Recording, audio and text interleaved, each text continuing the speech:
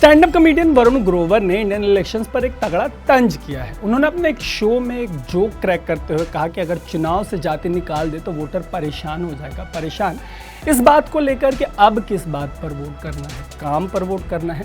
ग्रोवर ने जो कहा वो जाति के साथ साथ धर्म पर भी लागू होता है और अभी धर्म पर बात करने का रीजन है पासमानदा मुसलमानों को साधने की बीजेपी की रणनीति। अनकट में हमारी साथी साहिबा खान ने एक स्टोरी की है जिसमें उन्होंने बताया है कि पासमानदा मुसलमान कौन होते हैं। इस स्टोरी में एनालाइज करते हैं कि हिंदू वोटर्स का वोट पाकर लगातार प्रचंड बहुमत पा रही बीजेपी को आखिर मुसलमानों की जरूरत क्यों है। पर बात करने से पहले एक जेंटल रिमाइंडर ये है कि ऐसी ही स्टोरीज के लिए अनकट को फेसबुक, यूट्यूब और इंस्टा पर फॉलो जरूर कर लीजिएगा। तो आपको पता तो होगा कि हाल ही में नीतीश कुमार बीजेपी वाले गठबंधन एनडीए से अलग हो गए। अब वो महागठबंधन में लालू यादव के आरजेडी समेत अन्य पार्टियों के साथ बिहार में सरकार चला रहे हैं।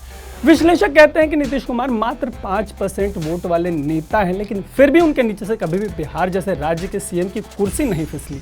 अब जब आप पसमानदा मुसलमानों के वोट बैंक से जुड़ी राजनीति पर थोड़ा बहुत रिसर्च करने बैठेंगे तो पाएंगे कि विश्लेषकों के ही मुताबिक बिहार में नीतीश कुमार इन्हें साधने में सफल रहे हैं। बीजेपी की पासमानदा रणनीति से जुड़े जो विश्लेषण छप रहे हैं उनमें भी बात निकलकर सामने आई है कि पार्टी बिहार और यूपी जैसे राज्यों में पासमानदा मुसलमानों पर फोकस कर रही है। अच्छा, बीजेपी के ऐसे फोकस को लेकर एक बात कहने की लिबर्टी ली जा सकती है कि 2014 के बाद से बीजेपी लगातार जाति का गणित तोड़ने में सफल रही है। पार्टी के पास पहले ही यूपी में लोकसभा से विधानसभा तक प्रचंड बहुमत है। ऐसे में अगर बिहार में पासमानदा मुसलमानों को ये साथ लेते हैं तो नीतीश कुमार के एक बड़े चंक को अपने पाले में लेकर उन्हें झटका दे सकते हैं। शायद इसी रणनीति के तहत बीजेपी ने 16 अक्टूबर को लखनऊ में एक मीटिंग ऑर्गेनाइज की। अपनी तरह की इस पहली मीटिंग का टारगेट पासमानदा मुसलमानों को साधना था। मीटिंग में यूपी के डिप्टी सीएम ब्रजेश पाठक ने एक अनोखी बात कही। वैसे तो राइट विंग के ओपिनियन मेकर्स जो हैं वो बिरयानी का जिक्र विरोधियों को टारगेट करने के लिए करते हैं, लेकिन डिप्टी सीएम साहब ने राजनीति साधने के लिए बिरयानी का जिक्र करते हुए कहा कि पॉलिटिकल पार्टीज के लिए जो पासमानदा मुसलमान हैं वो बिरयानी में तेज पत्ते की तरह हैं।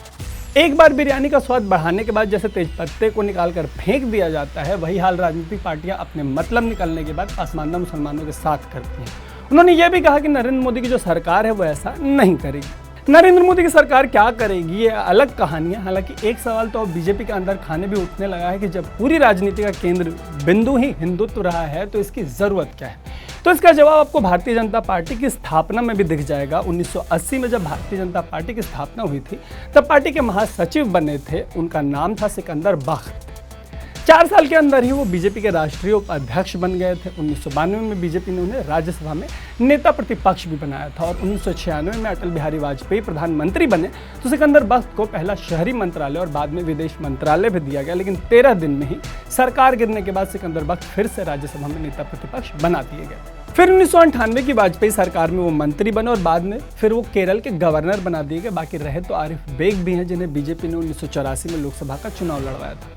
मुख्तार अब्बास नकवी और शहनवाज हुसैन भी रहे हैं जो इसी लिस्ट का हिस्सा है। नाम तो एपीजे अब्दुल कलाम का भी है। तो इसमें हैरत की कोई बात नहीं कि बीजेपी एक बार फिर से मुसलमानों को रिझाने की कोशिश कर रही है और इसका रास्ता पसमानदा मुसलमानों से होकर गुजरता है।